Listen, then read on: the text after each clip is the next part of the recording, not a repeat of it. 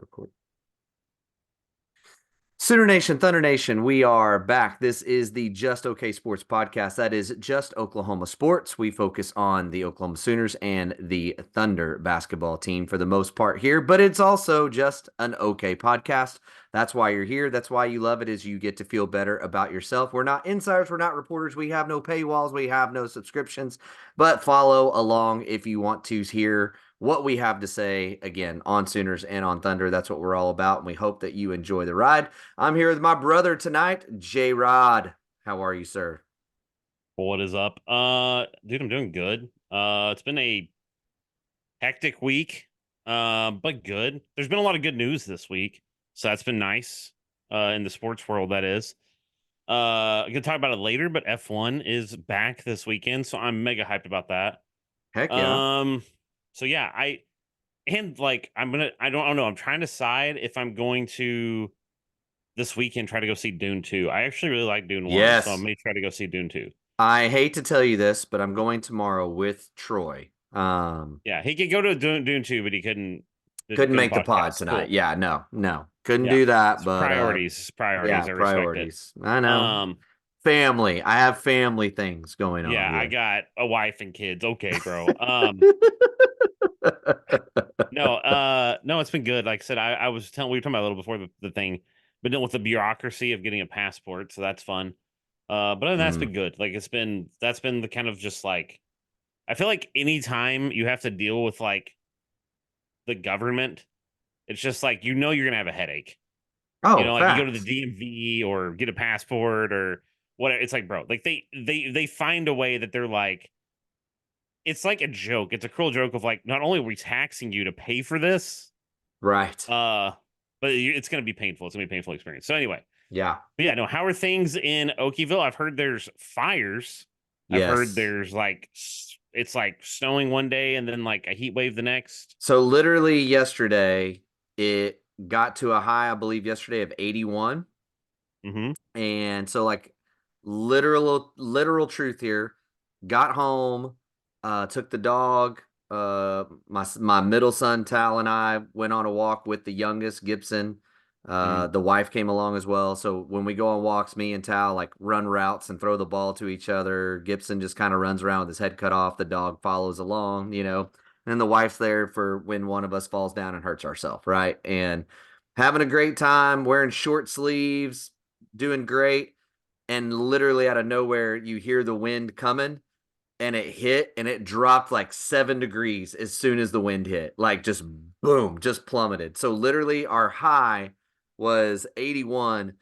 By midnight, it was down to like 36 that Right. night. So it dropped like 50 degrees. It's been crazy cold, but the wind was the problem. It's been real dry, and a fire started. And I know as of yesterday, it was like 1,500 acres had burned. And then the panhandle of Texas is on fire and burning everywhere.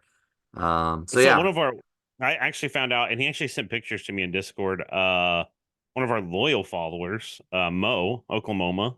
yeah, Yeah, he sent me some pictures. I guess there's some like really crazy ones out where he's at. yeah.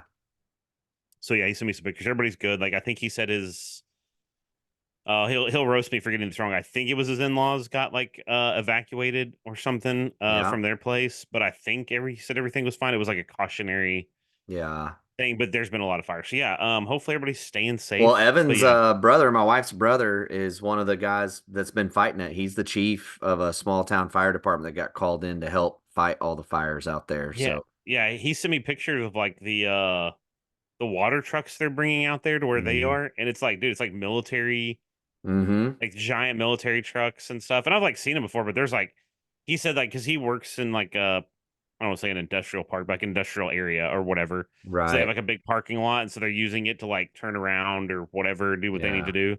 And dude, there's like 20 of them. There's a bunch. So pretty crazy stuff. So like I said, everybody in Oklahoma stay safe. Yeah. Oklahoma strong and Well, and then even like, tornadoes breaking out in the Midwest area. I mean, yeah, it's just been wild. It's been a wild I week of weather. I was telling like I know it's like everywhere, but it's like I told somebody I was describing this to somebody the other day about Oklahoma's like a weird state because it's like as small as Oklahoma is in this context of like what is like 4 million, three or 4 million people, I Mm-hmm. think. For It's something, like, yeah. and it's like you would not thinking like 4 million people. You have as many like rivalries within the state, like like Ardmore hates eight, whatever. Yeah, Like, there's all these little weird pockets of like, oh, we don't like that area, like Oklahoma right. City and Tulsa, whatever. But I was like, dude, like it's so amazing to me when I would say it's not like a good thing, but it's like when bad things happen, like when the tornadoes hit more and stuff. Mm-hmm. Like the amount of people that showed up, like we were there and they were like, look, we have so many people. We're Like, literally yeah, having to tell people you have to leave. it's fact. Like No, it's a that's problem. fact. Yeah, It was like they're like it's a problem. So many people are trying to help. dude. Yeah, Tulsa and Oklahoma City can hate each other. OU and OSU can hate each other, but if something goes down in a really truly like catastrophic kind of way and help is needed, everyone's coming out. And it's gonna be Oklahoma people. I'm sure we've said this on the podcast before. So our dad was a longtime firefighter in Houston and was very respected in nationally on that Mhm. level and was a part of a national rescue team. And this is not, something crazy. There's national teams everywhere and they rotate around to when major catastrophes happen, they pull guys together and send them to those locations. They're kind of the, Green Beret, Navy SEAL, whatever you want to call it, of the rescue world for all that stuff. And our dad was sent to Oklahoma City when the bombing happened. Mhm. And when he got sent up, there literally was a wall of Oklahoma City firefighters standing there. And they said, we understand why you're here. We're grateful you're here, but you're not touching nothing. And they Yeah. were like, we're getting our own people out. And y'all can, be on site and everything else, but we just need y'all to understand like we really are genuinely grateful you're here. But I mean, that's the mentality of Oklahoma. And it was the same. Dad even talked about it.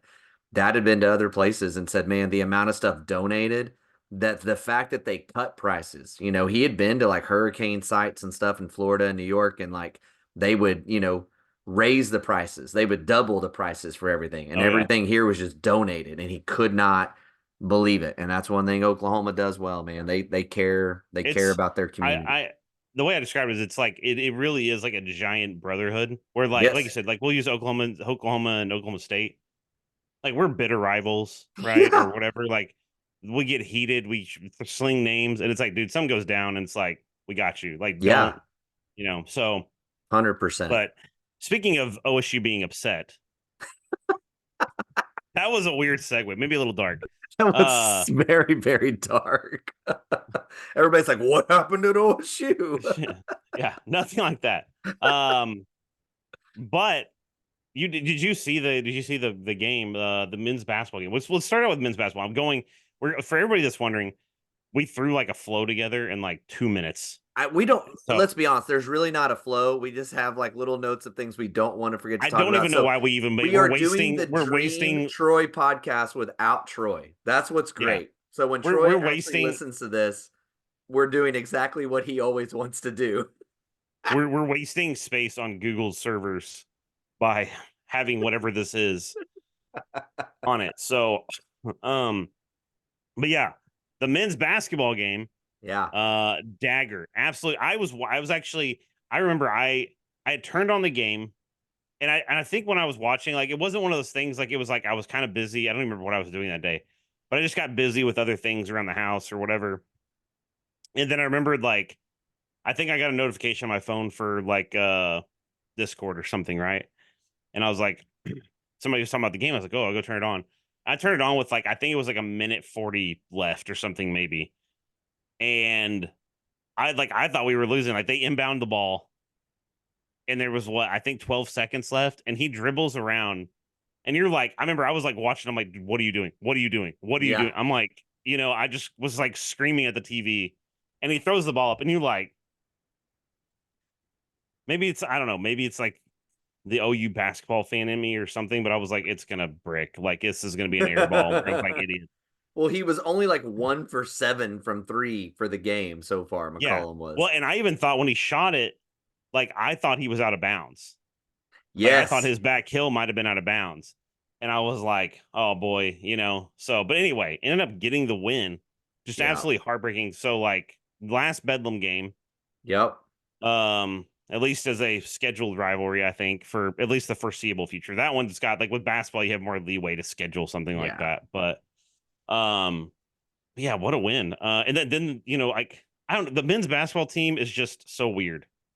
Well, look, everybody says that, but this is where everybody is too myopic, I guess is the right word, micro, whatever you want to call it. But like, has anybody noticed Kansas's road record? It's Right. awful, right? Like, and they are without a doubt one of the top 10 teams in the country. Tonight, OU is playing the number 8 team in the country and held, like, got beat by 13 on the road, but they also held them to 58 points. That's a pretty good defensive performance, even though you got beat like crazy against a top 10 team. I mean, again, the Big 12 is the toughest conference in America. You're going to have Yep. nights where you look awful and still win. You're going to have nights where you play lights out and you lose. Like Yeah. it is crazy. Now, I will say this, there is definitely some things that we saw from this team in the like not the pre-conference, right? Like so in Mhm. the non-conference. That's what I'm trying to say. I can't get my words out. Um, McCollum's got like the shot that McCollum made was what he was doing, not that difficult, but he was creating his own shot and making it in non-conference. And He he was even a, he did a was little bit a early in conference play, and then it's just gone away. I mean, he's it's just it's lost it.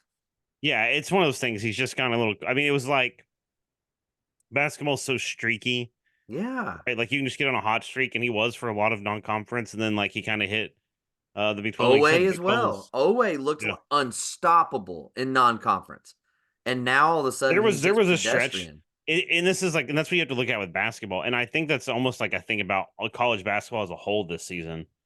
Um, like OU when they were all hot at the same time, Mm-hmm. like OU legitimately could have made a case at that point to be a top 10 team, Yes. right? Like they were firing on all cylinders, and then that went away, and they don't have the talent to have multiple people not on a hot streak. Yeah, I would say that, but I would also say this. I think this team is good, but they like you have to remember this is a transfer from a lot of different conferences. They've never played in a conference as deep as the Big 12. And the Right. grind that comes with that and all the different things, the talent level, et cetera, et cetera, et cetera. So I feel like this is growing pains for a team that next year, while I know it's going to be in the SEC, I think is going to be much better. I don't think that Mhm. they were prepared for how tough it is in the Big 12. I don't think they were prepared for the grind that it is. They've not played this level of basketball before, and they're still a really good team. It's just a really, really tough conference. This team is hands down better. They just got to take another step forward. And look, that let's not forget that for well, I know they play halves. For three-fourths of the North Carolina game, which was a road game, even though it was a neutral site, they played with North Carolina, who is considered one of the top 10 teams in the country, right? And at weeks has been the number one team in the country. They've played Kansas extremely tough in their second game. They've beat Iowa State early in the year. That's the number 8 team in the country right now. I mean, so like you go down this list of all the like they've beaten some good teams, and if they can figure out how to put it together all the way through, they could be a problem. They're one of those teams that if they could somehow get hot in the Big 12 tournament and get running, watch out There because they've played well enough to beat top 10 teams. They just have not look put it on. And again, it's what 50% transfers that are basically playing right now as starters and main right. rotational players, so not surprising. Well, and I think you have to look at it like I'm going to say this, and then somebody's going to like sound clip it, and then oh, G Rod said that they're going to go all the way to the Final Four. But you look at this team, and it's kind of like the resemblance. I don't think they are right. Like I think the chance of them making the Final Four or something is Oh, very very slim. right. However, it's that team that like if they somehow just like get that fire back, they get where everybody's firing at the right time in the tournament. Mm-hmm. They're scrappy enough, they're fun enough, and they are just they have that attitude about them that like you can't ever just been very rare that I felt like you watch this team and you're like they just got beaten to the ground and gave up. There's been like Uh two games, yeah, this year. They've yeah. been road games. Kansas was one of them that just beat them into the ground.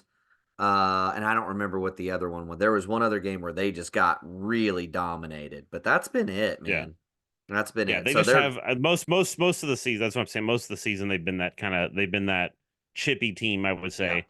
And so yeah, I'm anxious to see them, what they can do. But yeah, what that game, regardless of that, it's like when you look at that, and for all the naysayers, it's like I don't even care. Like I want them to go further. I want them to go into to the tournament and do well.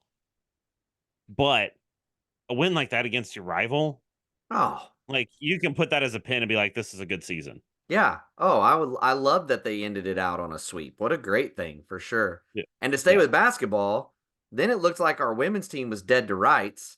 And then Hmm. tonight they hit a buzzer beater to beat Texas and win the freaking Big 12 all at the same time. So, at least the regular season title, Yeah. of course they'll have the tournament stuff, but dude, I said it a few weeks ago, I'm gonna say it again. I know probably most of the guys that listen to this podcast and the few women that do, maybe like we don't have a ton of women's basketball fans. I'm just saying it that way. Like, but Jenny Baranchek, dude, I'm telling you right now, this girl is gonna be Hall of Fame level coach. Like, she is the real deal. And they better pray that they can lock that contract down for a long time because she knows what she's doing. And it is So incredible what she's done with that team in such a short amount of time. let's like, can I talk about the women's basketball team just overall and pull Yes. up their stats and stuff? So first of all, like you said, they've locked down the Big 12 title. They are 15-2 in conference play, which is nuts. Because for people that don't know, the Big 12 in women's basketball is pretty freaking good too. Yeah, I they're don't not know. I bad. wouldn't say they're not as dominant as the men's basketball No. Big 12. However, let's break down some of their. Now, first of all, they lost one of their best players early in the season. Yes, they Okay, so did. we have to qualify that. Preseason, before the season Yeah, started. preseason. Yeah. So they did take some bad losses in the non-conference. That's really where pretty much all their losses come from. They had Princeton, it was Tennessee. I don't remember who this is. I'm kind of trying to look at the logo. It's tiny on my screen. Oh, it's just Tennessee. Okay. I thought it was like one of the other teams, but it's Tennessee, UNLV, UNC, who's by the way, Tennessee right now is still number 19. UNC is 24. They took one from Southern University. And then they Oh, get into conference play. Okay. So like you look at that and you're like, okay, that doesn't look good. Like you have some teams that you're like, man, that's that's kind of an rough. ugly loss. Yeah. But again, kind of like it did feel like when like a little bit that I did get to watch them, like they were still trying to find that identity with the kind of a different lineup than they were going into Hmm. the season expecting. Um, they hit conference play, UCF, BYU, Cincinnati. You get wins. Okay. So like nobody's really ranked there, not terrible teams, but again, you take an L to Kansas State. Now, Kansas State is the number 12 team in the country. Yeah. So, and they did get kind of, Run out. Yeah. obliterated. Yeah. They turn around. They beat Texas Tech. They beat Houston, who Texas Tech has been ranked a little bit throughout the season. Hmm. Then they beat the brakes off Texas Tech. Beat Houston, went and beat Texas in a boat race. That Yep. one was 91-87. Kansas, Kansas State again, who was number 2 at the time, And they beat them. Yeah. and they beat them by 3. Oklahoma State, who's been a solid team this season. Hmm. TCU beat the brakes off them. Iowa State, Baylor, who's number 21 at the time. Take a loss to West Virginia, but West Virginia was 24th at the time. Cincinnati, and then you beat Oklahoma State, and you win, you clinch your Big 12 title against who is now number 3, Texas. Which, by the way, Texas is 26-4 overall, 13-4 conference play. It's like you look at that resume and it's like for a basketball team, that is really good. They're going to close Mm. out the I think it's Friday, maybe Saturday. I don't know. We got leap year, so it's throwing my days off. But this weekend they're going to finish off against Kansas. Yep. Um. So yeah, like, but they've clinched it. I mean, I don't know. You can't understate what Jenny's done. No. No. And this team would be ranked really high if it wasn't for the non-conference. The losses in Yeah. the non-conference have kept this team because they've beaten a top-ranked Kansas State. They've beaten Texas. Like, you really go down their resume and it's crazy that I, where I they're would, ranked at. I would honestly argue if you take maybe like 2 of those non-conference losses, Hmm. maybe even just one. They take Southern Yeah, the or Southern Princeton. one. Yeah. Southern or Princeton, take one of those off the board, right? And you might have like a top 10 team. Honestly, I think. I Yeah. think it's the fact they lost to some bad teams early Hmm. that's really dragging them down. I think you're right. Which I'm But down again, for. Put us down the bracket and let us go sneak up on some people. I'm okay with that. yeah. Um, Mhm. and like I said, they have just been like if it like it's really hard to say visually without seeing visually. It's like if you took this schedule that I'm looking at with the record and you cut it in half, Mhm. you look at the top half of it and you go, man, that's not a great basketball team. And you look at the bottom half and you're like, dude, who the freak is that? Like Yeah. that is a good team. Yeah. So again, good I guess fortitude, a resiliency, maybe. There it I don't know is. what kind of coach word you want to use for it. Uh but yeah, just an honestly great job. They're fun to watch, honestly. They really are. Um so I am interested to see what they're gonna do in the tournament, what they're gonna do with you know, just honestly in the coming years. If they can keep Jenny, OU might have a product. Yeah. Oh, People heck might yeah. be people might be just filling up the Lloyd Noble like crazy just to see the women play, you know. So yeah. Yeah, it's been pretty wild. I did want to talk about this. I haven't got to listen to the whole thing, but Brent Venables spoke with the media, aka Gabe Ikard and Teddy Lehman, on their podcast Right. before spring stuff. You know, we're 2 weeks away from spring practices, um, and again, I haven't gotten all the way through. There's been a lot of tweeting about it, so we'll probably end up talking about it more later. There were a couple things that have been brought to the attention of everybody through the podcast. One, Gentry Williams will miss the entire of spring ball because he had a labrum surgery, which, look, I'm all for. The dude was playing lights out before that labrum started giving him problems. Fix it, get it right, get it done, and then get him in shape over the summer, and we should be just fine. If he plays like he did beforehand, we're going to be just fine. The other really sad news was Jacob Lacey, it sounds like, will retire from football. That I don't know if that was a for sure said. I haven't got that far in the podcast yet. But Mhm. apparently his clotting issue is returned. Yeah. And that just sucks in a major way. And now all of a sudden you really need a David Stone and Jackson. Like you need these guys to step in and play because he was a key piece on that defensive tackle front last year that played, I mean, 1,000% better than I thought he would Mhm. coming into the year. Um, the other bit of news that is out there, and I was one of the people being dark in the Discord yet again when I said, until the NCAA says this is done, I'm not saying it's done. And we had a bunch of people, it's going to happen. It's going to happen. Justin Harrington, the NCAA has yet to rule on whether or not he can have another year of eligibility. We are, what, a month and a half from the draft? Yep. Like, this yet again is one of those things where the NCAA just continues to show that they are incompetent and don't know how to do their job. They take guys, what was I was trying to remember his name. The quarterback that went to like 17 schools in 3 years. Do you remember who I'm talking? He went to like Miami, Ohio State, um, Tate. Tate Oh, Martell. Martell. There you go. Yes, thank you. Thank you so much. We'll let that guy transfer 17 times without any penalty, but a guy that's had 2 injuries, had a coaching change, and got left in limbo and walked back on to a program, we're not going to give him an extra year based on injury. Bowman. No, Bowman. Harrington. No. Bowman at or whatever his name is, the quarterback at Oklahoma State. He's been in college for like 8 years. Yeah, yeah. But we don't I know what we like want to do. We don't know what we're going to do with Justin Harrington. look. Remember, and I was remembering this. Do you remember Mike? You remember Ballaghan? Do you remember that guy? Halligan. Huge He played linebacker for that showed up out of nowhere for OU. and played and was really good down the stretch. I think it was like one of the last years that BV was here.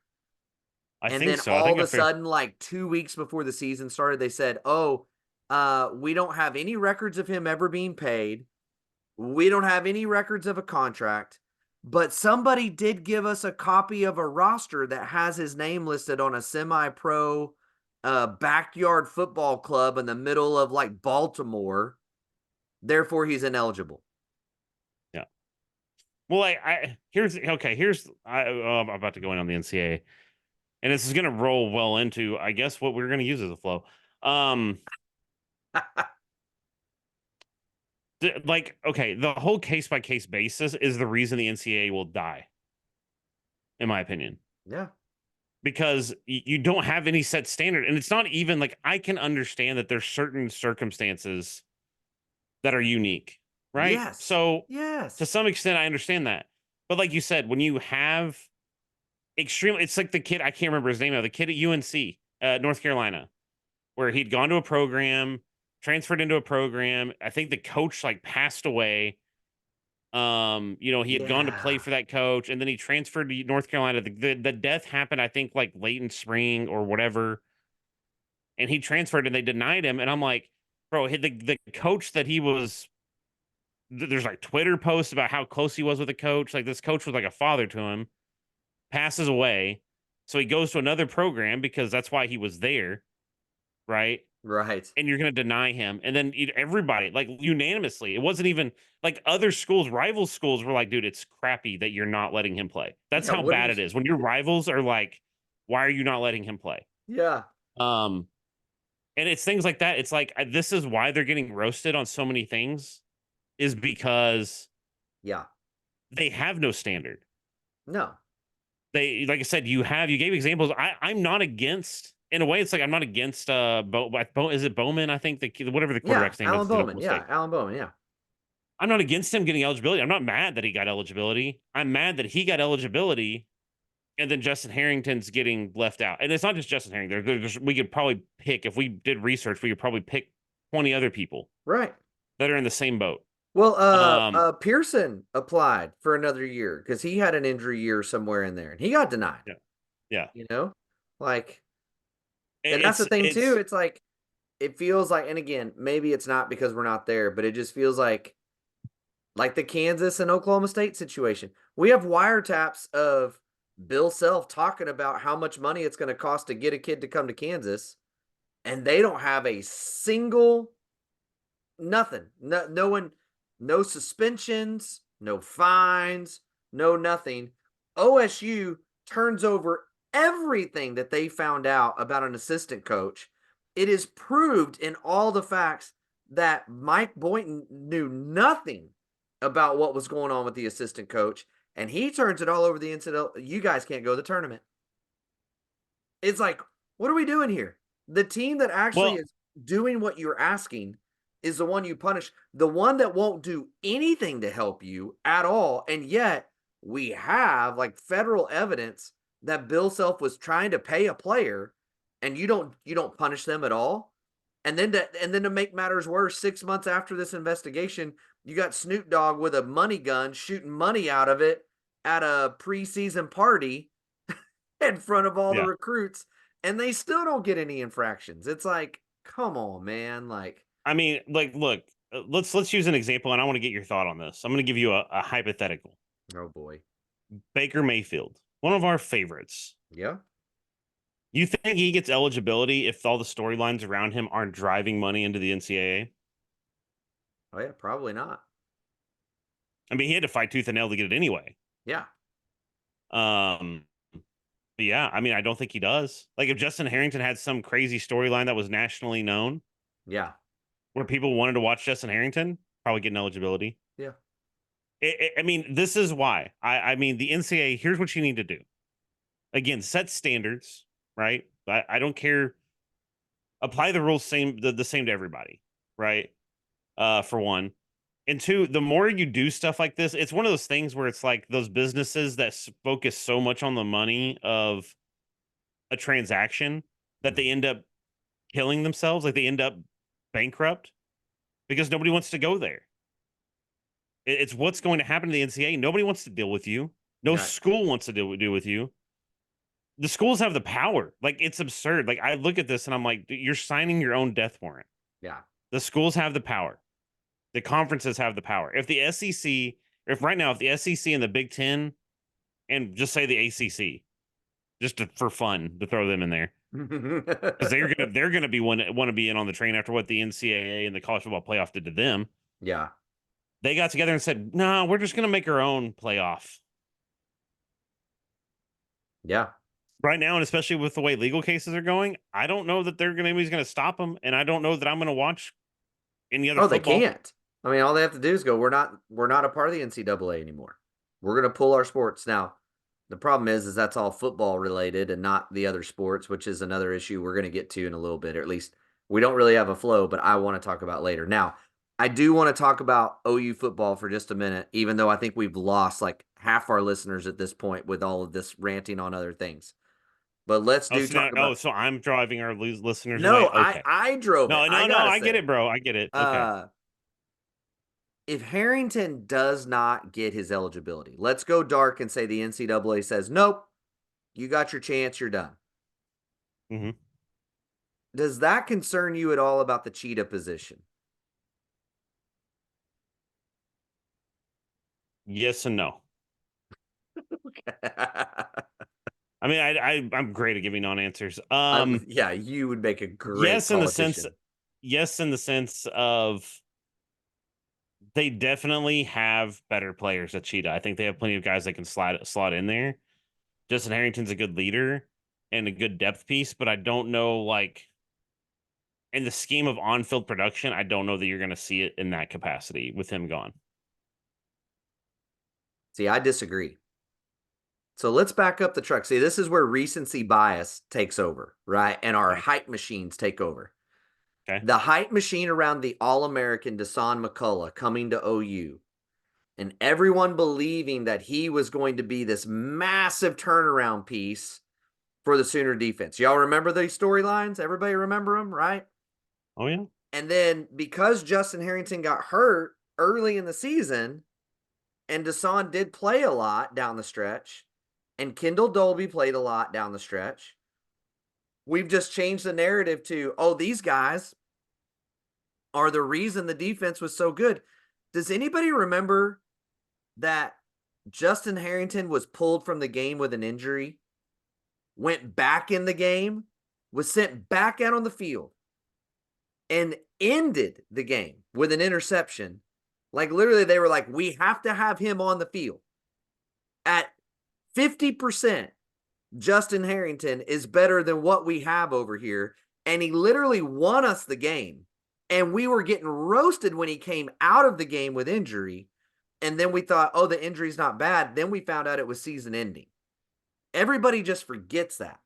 Here's the thing with Justin Harrington. Justin Harrington is as tall and as long and as athletic as Dasan McCullough is. Okay. Now, he's not as thick as Dasan McCullough, but he is I would as say long and athletic as Dasan McCullough is. I'd say as long. I might give athletic edge to McCullough, but I'm go not ahead. there. And here's the other thing. Dasan's never played a safety like position. And so the weakness that he has, and we saw it all year, when he gets put in a passing situation and they target him, he's in a bad spot. His drops are not good. So many times people coming wide open because he doesn't know where to drop in the space to make the window small, so it ends up making a huge void in the defense. Kendall Dolby, on the other hand, when he comes in, the drops are really good and the windows are really small, but you can target the run game right into his gap. And if everybody else doesn't fit, you have an advantage there because he's undersized. Because again, the Cheetah position is this hybrid safety, hybrid linebacker. You're looking for someone that can do both. Yep. Justin Harrington, if you watch the tapes, the only guy that did both well. He played safety, not played corner in JUCO, so he understands drops and he understands man-to-man coverage really well. He's learned to play in the box as a linebacker and actually did it last year really well. So it's not to say that Kendall Dolby can't fill in, and it's not to say that Desan can't fill in. But look, you know it. Like somebody, it was really funny. They go, "Man, that room's so deep. You got Kendall Dolby for the passing game. You got Desan for the." And it's like that's like saying the quarterback room is deep because we have a guy that can run really good, and you got a guy that can throw really good. Yep. Like it's not the same. Like when you have a guy that can only run, you just okay, we're gonna stop the run game, and we don't really care if he throws the ball. If you got that can throw really good that can't run, well, great. We don't have to put a spy in. We can rush three, yada yada yada, and we're gonna try to make the windows really small. It's the same thing with Dolby and Desan. Now, can they get better? Sure. I feel a lot better about this team with a healthy Justin Harrington. Way better. Well, and that's what I guess that's what I'm saying. I want Justin Harrington to come back. I think he's a positive if he comes back. I think that the other guys in that room will improve to the point that if he's gone, it's not going to crush us. But net, it's a positive if he's back. Does that make sense? Yeah, it's funny to me, like in the Discord today, it was amazing. They were all like, yeah, he may not even play. I'm like, what do y'all forget about him? Like, again, they took a 50% Justin Harrington and put him on the field because they felt like they needed him that, and he iced the game on one leg. Like, this is the starter. If he is healthy, he is the starter. So yes, I agree. Those guys will get better. Will it ruin the defense? No. But again, based on what we've seen so far, what that's going to leave you with is a run stopper, a pass stopper, and a true sophomore in Samuel Masigo to take over the position as opposed to a veteran that can play run and pass. That's all I'm Sure. saying. Like, Yeah. I think this is a big deal for this defense. Again, we're talking, I think the ceiling in the SEC for like this defense is like top 20 ish, top 15 ish, right? If they play really, really good in the nation. Um, and I think that with Harrington, that 15 range is there. I think without him, you're more in that top 20 range. You know, I think last year what they ended up like Well, 27th overall yeah. based on some different things, you know. Which I was the only one that had that much hope. Anyway, yeah, no,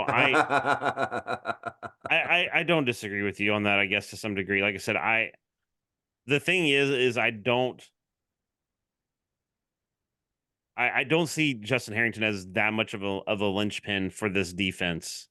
That because like I don't know, I just think if you lose one guy like that, and it doesn't go well, then it's like that's kind of like what are we doing, right? Like I like Sure. Justin Harrington. I think he's a good, very good college athlete, right? But it's not like you just lost. I don't know, It's Danny not Billy Stutzman. Bowman. It's not Yeah. Peyton Bowman, right? Like, and I agree with that. I'm just saying he's the only guy that we have seen thus far that actually can play this position the way that BV wants it to be played, which is I can have someone out there that if they run the ball, they can set the edge. And I have someone Okay. out there that if they're passing, they can drop into coverage. And right Let now, me. we have guys that we're trying to insert based on what we think's coming more so than they can do both. Okay. Let me. I guess let me answer your question this way then, and we can move on. I do think it's a bad loss for the defense, and I would agree with you. I don't think the impact's as big, but I think the impact is even more so again on his leadership, and some of the intangibles that he brings to the room to Mm-hmm. push guys further along, especially long term even. Mm-hmm. Um, so yeah, I do think I think it's a huge loss, but Yeah, again, on the we'll see what leadership happens. front, I agree with that. I think the leadership front is the biggest loss, right? Like Yeah.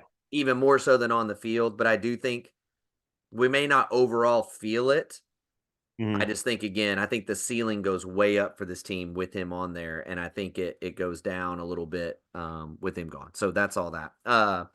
Staying with NCAA for a minute, the other thing that happened this week, the courts of the U.S. government have decided that the NCAA has suspended their ruling that colleges can't talk to athletes about NIL now. They can talk to third parties. Yeah, I don't know. I don't know what to think about that. I've heard different things. I was actually didn't even know this was going to be on the flow that we don't have. But I I I read a big article about it, and it's like, yes, that like as it sits now, it is where it's at. There's still a whole lot of courses that it has to go to get to where it's going to be fully like that. Right. Like there's obviously appeals and whatever. I don't know. I'm not a lawyer. But there's a lot of things that have to go to get to that. So it's still, I don't know. I think it's still a coin flip. Yeah, I don't like it, honestly. Um, so I You mean, know, again, I heard somebody say this on the radio the other day, and I agree with it to some degree. Obviously, I'm going to stay a fan, but I hate I love that the athletes are getting a chance to make money off their name, image, and likeness. I've said that from the right. beginning. They should have always been making money off their jerseys. They should have always been making money off their autographs, that kind of stuff. At the same time, the concept of going to a school and that being your school and that being your place, like OU is for a Baker Mayfield, like OU is for all those legends, for Boz, for you know, Bradford, I'm a Sooner, even like as much as I don't like Miami, like those guys that are like, we were a part of the Yep. like is gone. It is leaving the game like crazy because it's all about money and contracts and all this stuff now, and I hate that. And somebody on the radio even said the other day, one of the things that I'm turning my attention more towards softball than I am any other sport because those girls play completely for their love of that game. Because even if they're great and they make a professional team, like the average salary for like a softball player is like 30 something $1,000 a year. Yeah, they're making Like like barely minimum they're wage. not Like making it's like so there's it's literally I'm going somewhere to try to be the best I can be at this level. And this is the greatest exposure I'm going to get is playing college softball. And they just well, play with it's a passion for that game. And that I hate is leaving. And I hate, again, I talked about this a few weeks ago, and I'll let you rebuttal, but I hate that we're on the verge of NCAA football players becoming employees of the university. And I'm telling you right now, the day that happens, I think at OU, honestly, the only women's sport that will survive is softball. And I think everything else will go away because honestly, the only reason they have the other sports is because of Title IX and trying to keep up with what they spend on men's basketball and men's football. And when you remove that and their employees, Title IX no longer is a part of that. They're not going to spend the money on it anymore.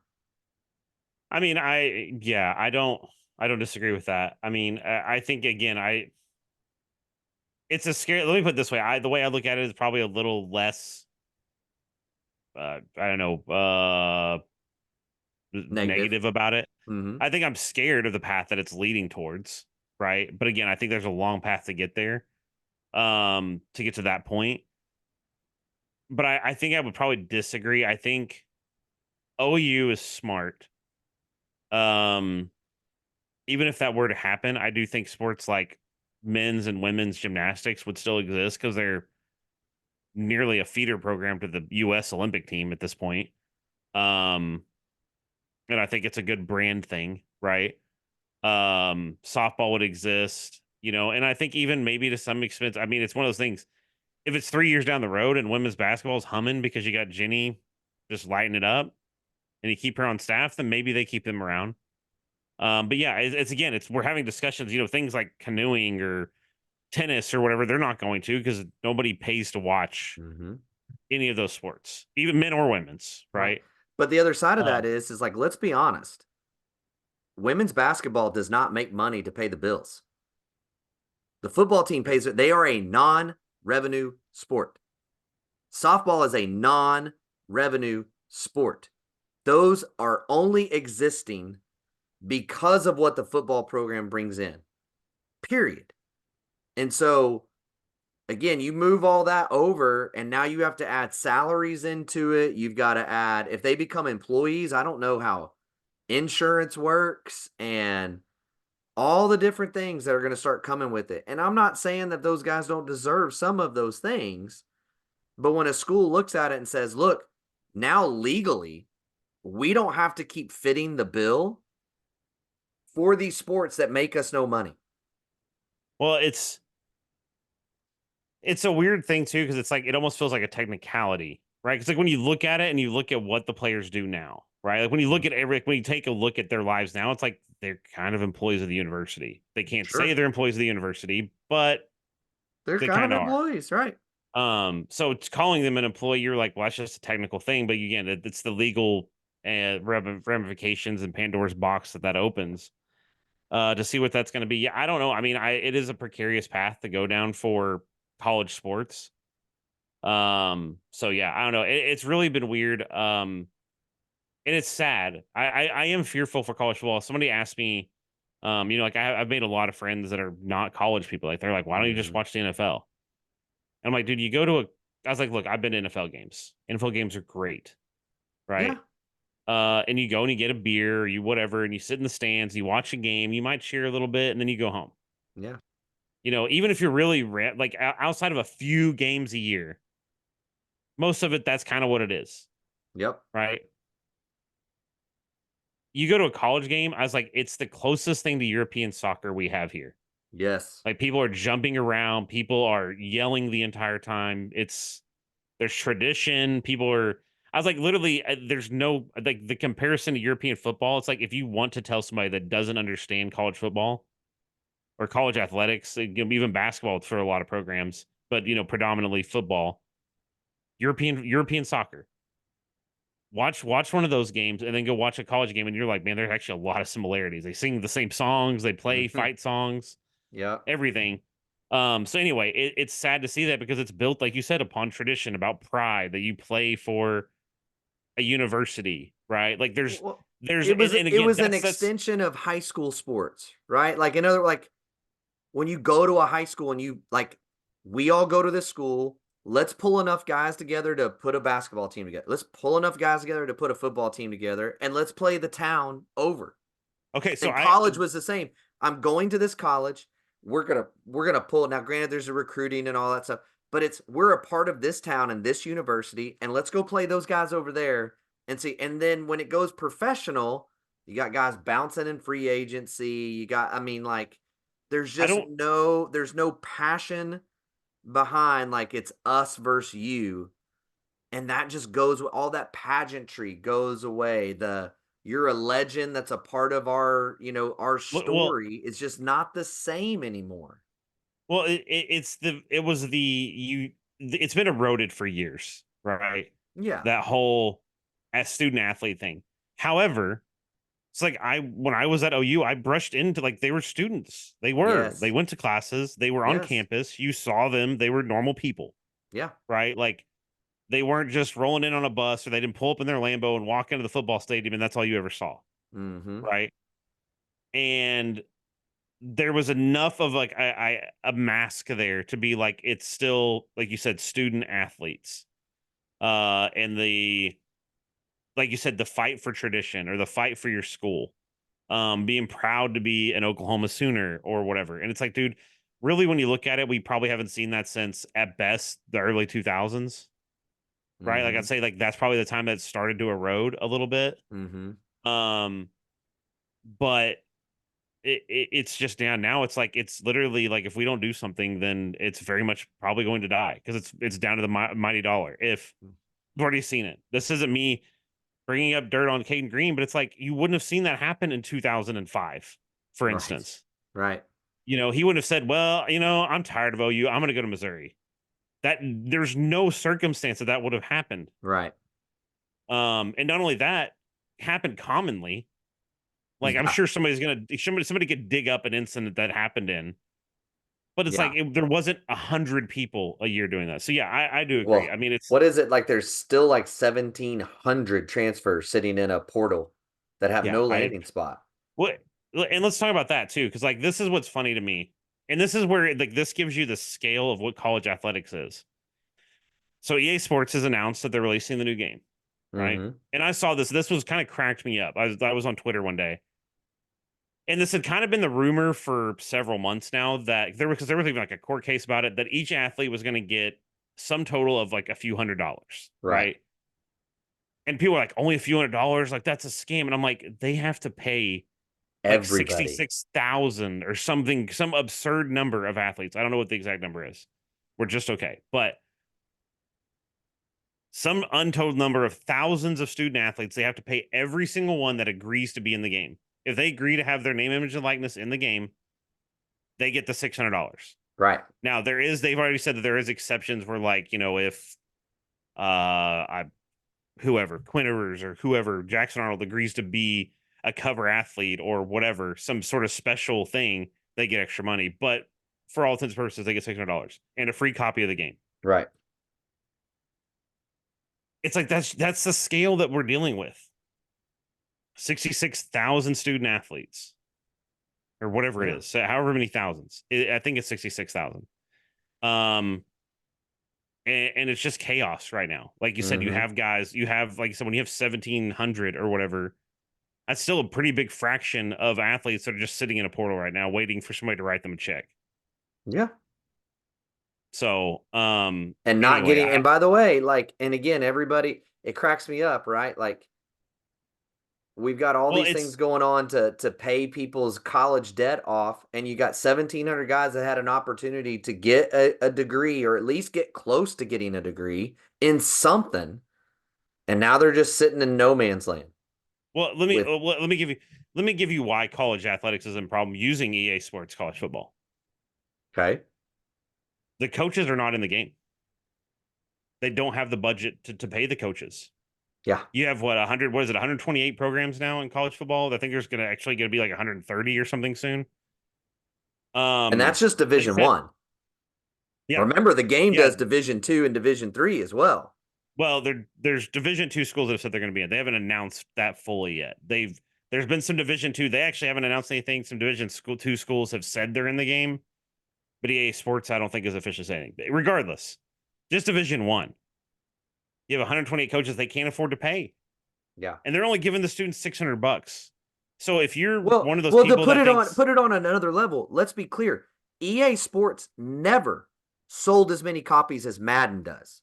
Madden is still the number one in the football gaming world, right? And all that stuff. They only play NFL players where there are 32 rosters of 53 players, $1,200. yeah, They pay them $1,200 to $1,600 to be in the game. mm-hmm. You do the math. Well, 1,500 athletes get $1,600. Now you're paying 128 teams that are made up of 80 to 100 players, $600 a piece. Doesn't well, make any sense. well, that's what I'm saying though. If we keep going down this path, not just to use, I mean, the point is there's not enough money, there's not enough economy in college sports No. that a school like Rice is going to keep a football program even. Right. Right? Right. These, if you're a fan of a smaller school and somehow you stumbled on our podcast, you should be worried. Yes. And I'm not even talking about tiny programs. Like, to be honest, like, OSU fans, I'll pick on you. Tulsa, you may not have a program. Mm-mm.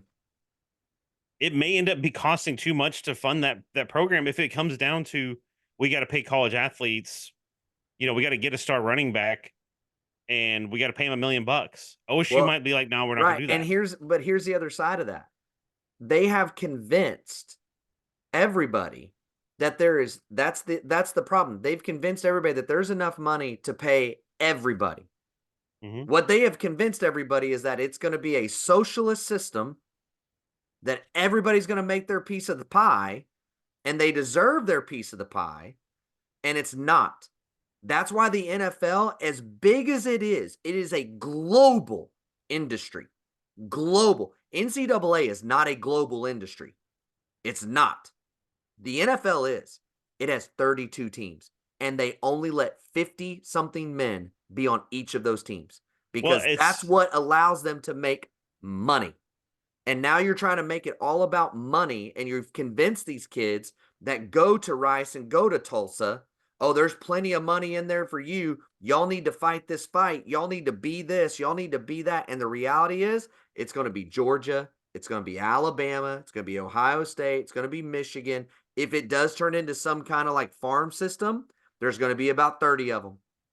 There's going to be Yep. about 30 teams of farm system. And you know what else you're going to do? You're going to run thousands of young men out. And I've said this from the beginning. Everybody goes, it's stupid. A scholarship is nothing. You go to every single, let's just do the Power Five, the teams you think don't matter and suck. How many of those men are coming out of terrible homes, terrible neighborhoods, and are being given the opportunity to connect with businessmen, that are being given the opportunity to build relationships with people who are going to create businesses later on, that may not ever make it to the NFL, but have an opportunity to get enough education to get down the line and better themselves later on. And it's all going to go away, all because everybody believed that they all could make millions of dollars and it was sustainable, and it's not. It's not. I mean, it's a bubble, right? And the problem is that the problem with it is it's so big that if it pops, if it keeps going on the that's road and it pops, by the time it happens, those programs are dead, Yeah. right? I don't mean to pick on OSU. I'm not picking on OSU because I think they're a terrible program. I'm just saying they're not the same athletic department size as a Georgia Well, or an because Alabama at or that point it becomes about brands. right, Like, let's just be, it becomes about brands. And like, lucky for us, we're fans of a huge brand. right, But OSU's not one of the, Tulsa's a great example. Tulsa ain't one of those brands. Like, yeah. who cares? Like Texas Tech, for that matter, they ain't one of those brands. They're like, nobody's gonna Patrick care. Mahomes, the school that had Patrick Mahomes is not going to survive if that happens. Right. And A and hundred here's percent. and here's the thing. I agree with you, and I don't, again, I think there's a big road to get there, and I just think that as fans of college football, whether you're a fan of Georgia or Alabama or Oklahoma State, this is again one of those times where we all have to understand Oklahoma would probably survive. Georgia's probably going to survive. But is it going to be worth them to survive what's left? Mm-hmm. Right? Again, I as thin as that mask may be that I was talking about earlier about it Mm-hmm. being student athletes, that's still enough that I prefer college football vastly more than I prefer the NFL. Um, and again, and it's the thing of the sad part is we're finally getting to that stage where college football is actually producing like a big enough show that it is drawing more viewers. It is drawing more people in, right? Like we were talking about this other day too about like the World Cup, right? The World Cup as a whole thing, yes, is going to draw more viewers, going to be a bigger show than anything else, right? Right. However, when you take a game, even the championship game of the or the final game of the World Cup, pretty close probably, maybe on par, but I'd still it's like as a single game event, the Super Bowl dominates. And here's the deal: if the World Cup happened every year, it wouldn't. Yeah. The fact that it That's what I'm only saying. happens every 4 years is what makes it compete. People, that's what I'm saying. How many people do you talk to that watch? Nobody watch. The people that watch the World Cup are wanting to watch the soccer. That's what it is. People turn on the Super Bowl just to say, the game was on, whatever, but I like to watch the commercials because there's so much money poured into Yeah. it. I mean, for real. Right. Right. Um, and college football, I wouldn't say is anywhere near that level, but they're finally starting to produce with like the college football playoff and some of those other things that they're incorporating, the bigger playoff that's coming. Mm-hmm.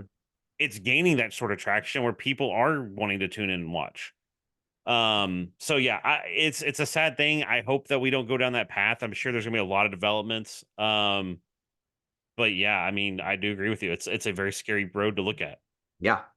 And again, it's just all across the board. And again, I probably am biased because I went to an NAIA school, and got a Mhm. scholarship and all the things, but like all that stuff's going to start disappearing. Yeah. Like it's going to all disappear. And again, like I had teammates that were from awful situations, and track and field is what got them out. It's what Yeah, I mean, pulled them from where they were. And like guys that are engineers now that would have never without track and field had the opportunity to do that. Nobody's going to well, fund track and field anymore. Like, and because they're going to be that's trying to pour all their money into the sport that really generates, and that's the only two that truly generate are some basketball schools and football. That's it. And that's the other yeah, thing. Like we've made this whole argument for two sports and really one. This is really driven by football. Like we were talking about this the other yeah, day. Like even like the move to the SEC has nothing to do with basketball, baseball, soccer. They don't care. It's yeah. football. It's all about football, and that's it. Nobody And talks like about it. Like nobody talks about other sports when they talk about the move to SEC. Nobody. no, matter of fact, like nobody, like everybody, SEC wrestling's going to continue on, and guess what? They're in the Big 12 because Yeah, SEC doesn't even have wrestling. nope. Like so, it's all about football. And so the more and more and more that y'all keep going down this court ruling and unions and all the stuff, all these other sports are going to disappear because the money's got to come from somewhere and they're going to feed what Well, makes the money. And it ain't gymnastics and it ain't golf and it ain't tennis and it ain't softball. As much as softball's big in Oklahoma, it's not anywhere else, and again, it's that thing of I think as again as just out looking outside as an Oklahoma fan, it's like our education system needs to fund more. It just needs more funding, to plain and Yeah. simple. Yeah. And sports, and we were talking about, I literally, because I actually even read an article about this not long ago. It was like maybe a couple weeks ago, and it actually referenced an article. I think it was from like 2007, maybe 2006, somewhere. It's like the early 2000s, and at that time, it was like only I think it was like the top 12 football programs in America were profitable, Right. and Oklahoma was one of them at that time. Yep. Yep. Now it's like that number is like 60 something. I don't think it's that high. But no, this was. Here's the thing, though. It may not have been 60, but it was a much higher number, right? Um, the number's much higher because the sport's growing. But the problem is now like if you have to start taking, if the schools are going to say, well, now we're taking, you cut into the profit, so to speak, that they can fund other things, like you said, and not, it's going to be zero. Yeah, And now he's googling, but I am. um, I'd have to see if I can find the article and forward it to you. But regardless of that, it's the thing of we have to figure out a way. Like I said, there has to be guardrails. I think the coaches are on board with that. NIL has become this thing where everybody was on board, and then now it's become it's literally Pandora's box that we opened. Mm-hmm. Um, nobody disagreed. I don't think that we probably should let players make money off NIL. But now we're here where we're like, maybe all of our sports are gonna die. Um, so I don't know. We'll see. Wow. I've got it right here, I think. Let me see what year this was. This is in 2022. So Okay, so that would just have two been like years ago. beginning of NIL. I found 18 profitable and 211 money losing NCAA Division One public athletic programs. Oh, that's programs. Yeah, this was exclusively football. Yeah, Even but football. that's what I'm saying. But that's the problem.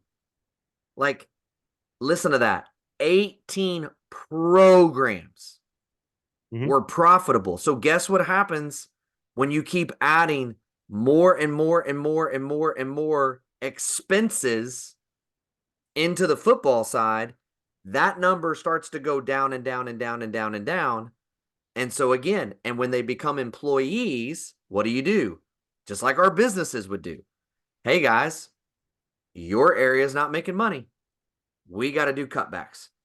We got to do cutbacks. We got to do cutbacks. And see, that's the other thing too, like that's sad. And we need to get off this topic and move on. But college sports were started to help fund kids to get education.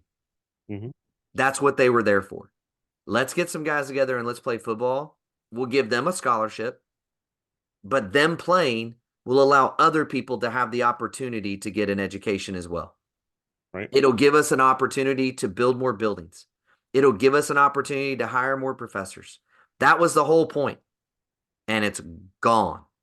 It's just enveloping in on itself, and that's against that It's too. Like it was uh, supposed to be something that gave back and built community and camaraderie and allowed more people the opportunity to go to school. That's well, it's we all on our way out the door. let me say this, then we'll move on. You look at our high school football or our football program. We brought money into the school, and a lot of programs that our school had, like it was funny to me. Like you look at the Mm-hmm. size of our school, Yeah. we shouldn't have had a lot of the programs we had, at least when I was there. Yeah. We had drama, we had debate, we had all these programs that's like Oklahoma City schools had. But you looked at other schools, like we would show up to meets and stuff for something, and it's like, why are you guys here? Like you're a podunk school, you know what I Right. mean? But the football team generated enough money that we were able to fund that you could Mm-hmm. go do all these things. We had multiple languages. Yep. We were funded like a big city school because of the football program. Mm-hmm. Yep. So anyways, but moving on. Speaking of money, Baker Mayfield hasn't got any yet. Yeah. I'm shocked a little bit. I'm not. Okay. So you did see that they're increasing the salary cap, did you not? But I think it No, was I like did not see that actually. 30 million or something. So all of the franchises, there was some deal, and this is something that I'm probably gonna say wrong number. During COVID, all the franchises put however much money into a collection to Right. basically sustain so they could keep playing players or whatever it Right. was. I don't know what all they did. And um and then or no, sorry, I think the NFL gave some back. It was this whole money thing. Anyways, all of that's been paid back. All that's been returned.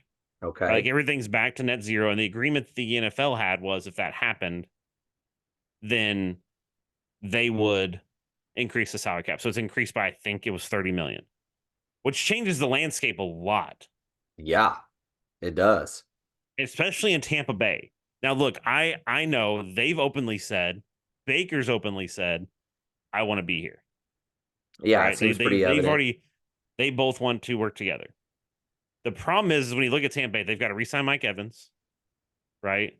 They've already cut a Which is an guy. interesting, which is an interesting prospect because I think Mike Evans, it seems, I'm not going to say that this is the fact, that he wants to come back because of Baker, because he has a quarterback that can throw to him. Mm-hmm. When Brady left, he didn't know, Right. right? Um, and now it's like, so you have to kind of sign both those guys. It's like, to me, it almost feels like there's sort of a package deal, but they've also got, I think, like two or three defensive guys. Like, I mean, They have they've a got a lot of ton of guys. defensive guys. Like I said, Shaq Barrett just got cut by the Bucks. Yeah. He got let go. So I Hmm. mean, that tells you a little bit. The offensive line's got, I mean, as great of a run as they went on this last year, that's the other. I think they're still trying to decide if they're just in full rebuild mode. Like, let's just get all the big numbers off. Let Mike Evans go somewhere else and finish out his career, and you know, Well, the good news for Baker, and I hate to say this because I want him to be at Tampa, and this isn't even because I live in Florida now. I want him to be in Tampa because he hasn't been in a franchise. I can't was almost saying the same program. We talked about college so long. yeah, Um, I don't want him to be I want him to be at a franchise for more than a year or two because I think that's where we'll take for him to really flourish. Um, and be the best Baker that we're going to see in the pros. But I guess the good news is like there's been some rumblings a little bit at the Broncos. There's been rumblings yeah. at even the Patriots. There's been a number of franchises have expressed at Minnesota, least yeah, a little bit of interest in Baker. I think this year really did give him a little bit of a resume that again, I as much as I love you, Baker, this is not a dig. He's not a top tier quarterback in the sense of like he's not a Patrick Mahomes. He's not right, a Josh Allen right, or any of those guys. yeah, But he's a guy that's good enough to get you into the playoffs and get you wins. yeah, I mean, honestly, you put him in the right team, he can get you a Super Bowl. I mean, he's that good. right. And that's part of the problem, right? And I think even for Tampa Bay is he is really good when everything around him is really good. And we are at a position right now where all that money we spent to win one with Brady is coming to task, and we may have to tear this thing down. And if we tear it down, what now? Because we're going to put a big price tag on him, and we can't really build this team back with him taking this massive contract, you know? And I feel like other teams are kind of in the same position. If you're on the cusp, like a New England, if we pay him a huge contract, what else can we put around him? Because we got holes we got to fill to make this team good. What can we get if we give him a huge contract? What can we do, right? New coach, new this, new that. So he may not even want to go there. Well, Um, and it's like, just it's an interesting scenario. yeah, this was never going to happen. Because I was talking to a friend and they asked me like, what if you could just literally pick him like Madden franchise mode, put him on any team, like just delete a QB or move a QB and put him in there. I was like, dude, I honestly would say the 49ers. It's never going to happen. But him on the Mm, 49ers, I think is like unstoppable. that that'd be pretty dirty. The other team I thought of was the Rams. If Yeah, he I don't know if they'd slides be in unstoppable. with Puka, Nakua, freaking Cooper, um, Cooper Cup.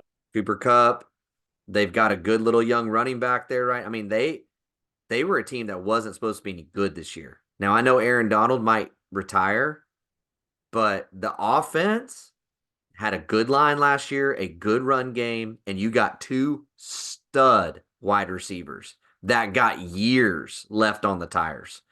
Not Yeah. to mention, it seemed as though when he was in McVay's system for that what month that he was in LA, that seemed to be a system that went really, really well for him. You know, I just hate that he has to get stuck living in LA with the taxes and the cost of living, and you know what I mean? Like it's literally Yeah. like he could make $10 million more a year there and really be making the exact same amount of money that he's making anywhere else with a kid on the way. Yeah. So Tampa's not an expensive place to live, but right.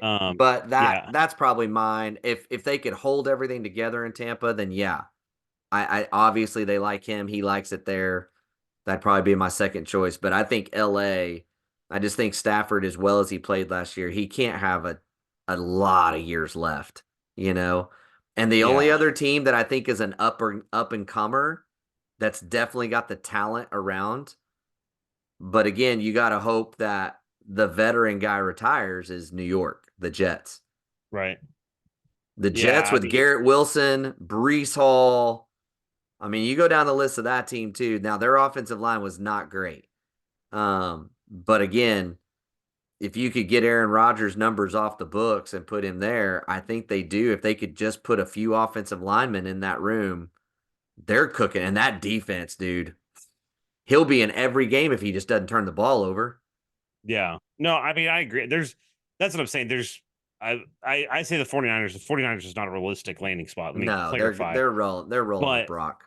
yeah, but again, I'm just saying there's plenty of teams like even the Denver and the Mm-hmm. Patriots is probably less so, but it's like Denver's kind of got like the potential. I don't think it's a shoe in that they're going to be a great team. If they make some right moves and they draft well, it's like they could be a really, really good team. They've got some Mm-hmm. pieces now that they need to build around, Yeah. and Baker could be a big part of that. So Yep. it'll be interesting to see. I kind of hope he stays in Tampa, but yeah, with the whole salary cap increase and with where they are, Tampa's got a lot of big contracts they're going to have to sign, and I don't know. I don't follow the NFL closely enough, honestly, to say what their cap numbers are, but I Right. know you're not going to be able to pay everybody, so that's how Right. the NFL works. So anyway, but yeah, I mean, gonna be an interesting offseason with the 30 mil. It's like that's what I told me. I was like, this might actually be a very, very spicy draft and offseason and free agency is gonna be crazy. Yeah. So No I'm doubt interested in about what's it. gonna happen.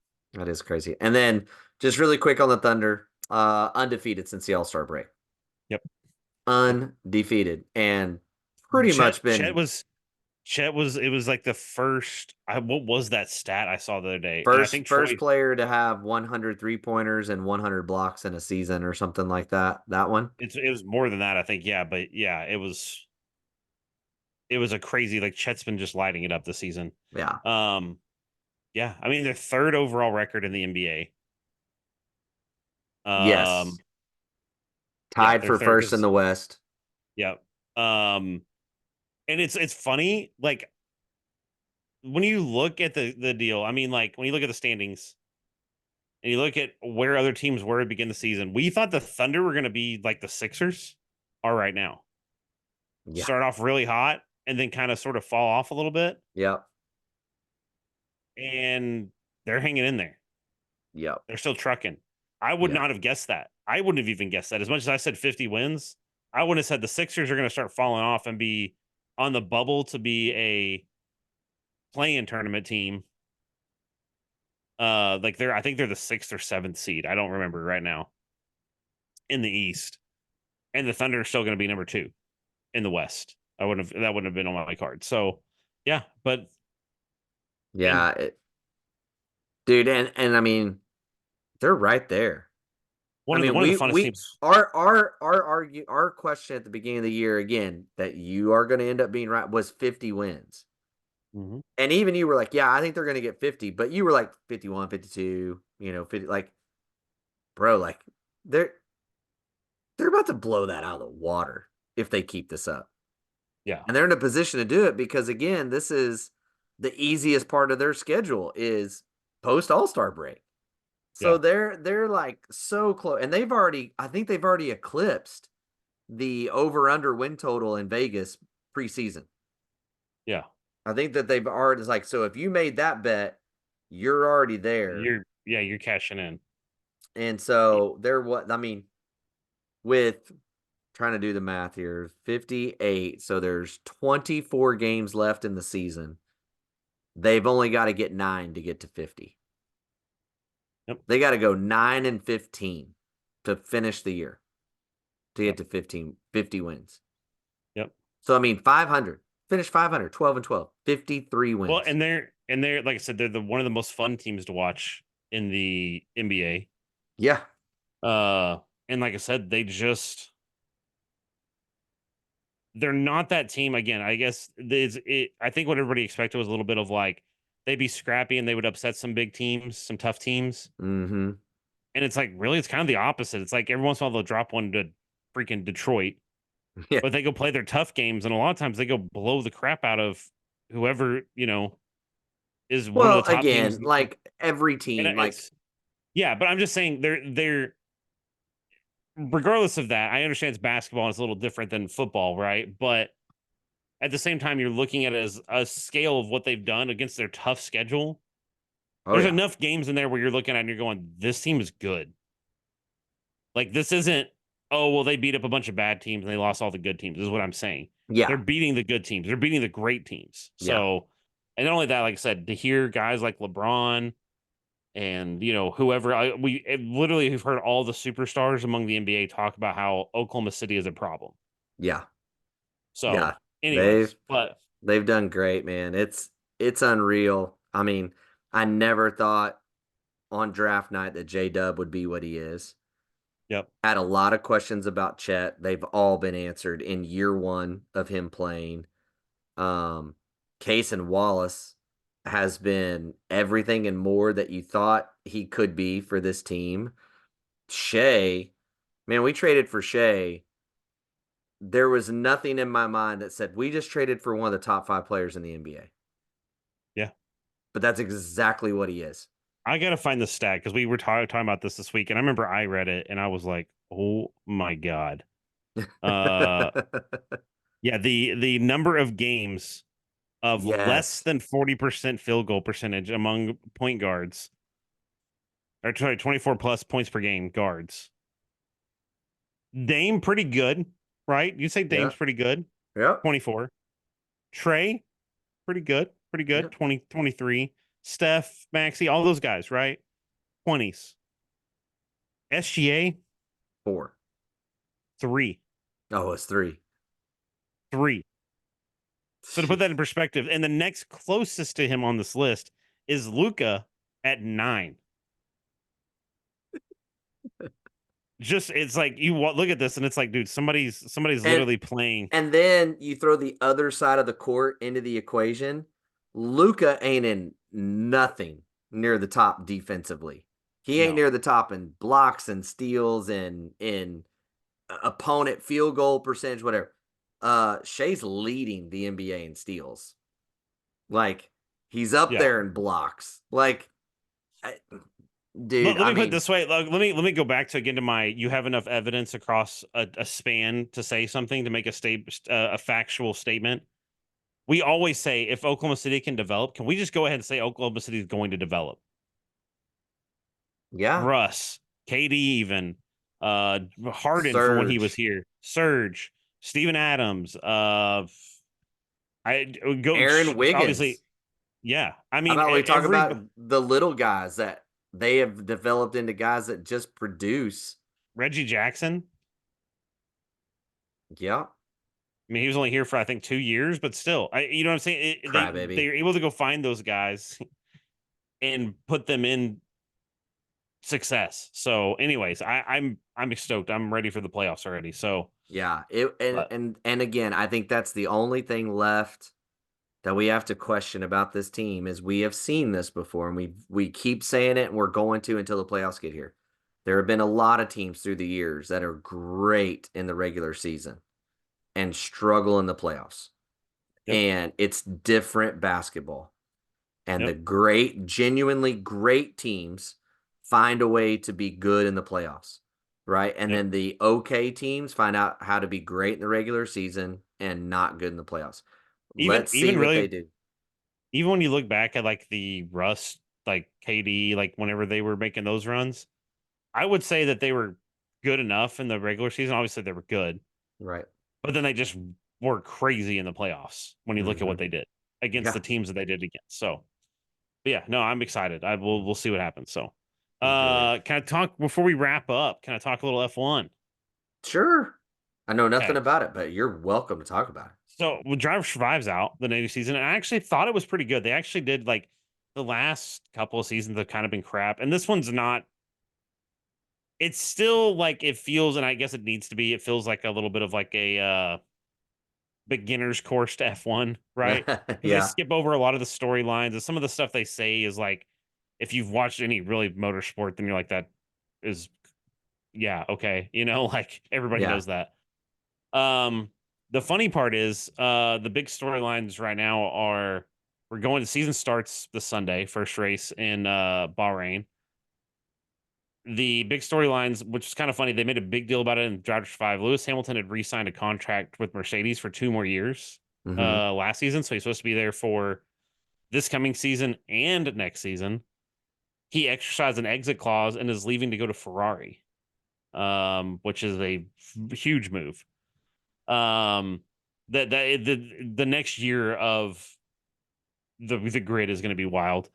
But anyways, it's funny because in the show they make a big deal about him re-signing with Mercedes because all that obviously they had finished the show and were getting ready to release it Right. when all this happened, so they couldn't go back and be like, "Oh crap." So I thought that was kind of funny. But yeah, the it's about to start. Christian Horner was under investigation. Who's the technical principal? I think I don't know what his title is, but basically the head of Red Bull Racing. But they said today that he's not like the allegations or they dismissed the allegations or whatever. Um, So yeah, the season's about to start. It's going to be wild. It's probably going to be Red Bull winning everything, but I freaking love the sport. I love the sport. Like I said, if you're somebody that's like, why would I care to watch F1? Drive to Survive is a great way to go get into. You'll get a base for the storylines. The personalities are great. Um, I would say the personalities in the sport are bigger than they've ever been, at least in a long time. And it's just fun to watch. It's like just turn it on Sunday and just watch. And it's like it's the one sport where it's like I even tell somebody it's the one sport where it almost feels like a soap opera. Like they've done a good job of building up the personalities of the drivers. Are you Right. giving me what weird No, no, look? no, no. Sorry. Sorry. I got No. Uh he just suddenly started glaring at me and I was like, yeah. sorry. He apparently doesn't like any of the F1 drivers. The they've done like a good job making it like a soap opera where like you spend a lot of the time watching all the stuff going on up the week to the race and all the stuff around it and Right. even like the Twitter feuds between whatever and all that. And all these rivalries. And then like you watch the race and like sometimes the race is boring, but you're like, man, I still enjoyed the whole week building up to this. So anyway, but I'm excited F1 starting. So yeah, and then softball's rolling. I mean, we've got like it's a good time of year right now. Yeah. Uh so spring is about to be upon us. Um so you know This is like, I think everybody, this is your reminder for, especially for OU football fans. I know you don't care, a lot of you don't care about F1. Enjoy whatever sport you can now, Yeah. because come like that, there's like that 2 month period in the summer where there ain't nothing. Yep. There ain't nothing. So enjoy this while you can, because it's gonna have to tide you over until September rolls around. Facts on that for sure. So, well, again, that's us. Hope you've enjoyed it. Please like, subscribe, leave comments, all the fun stuff. Again, not insiders or reporters or anything else, just guys that love sports that are connected to Oklahoma, athletes that are connected to Oklahoma, and trying to, you know, just give our own spin on it, our own take on it. Again, hoping to bring you some interviews from some big personalities soon enough. And so we'll keep working on that. But again, we're having a great time. We hope you are too. I'm Daryl. That's Jared, and we will talk to you guys later. Bye, Baker.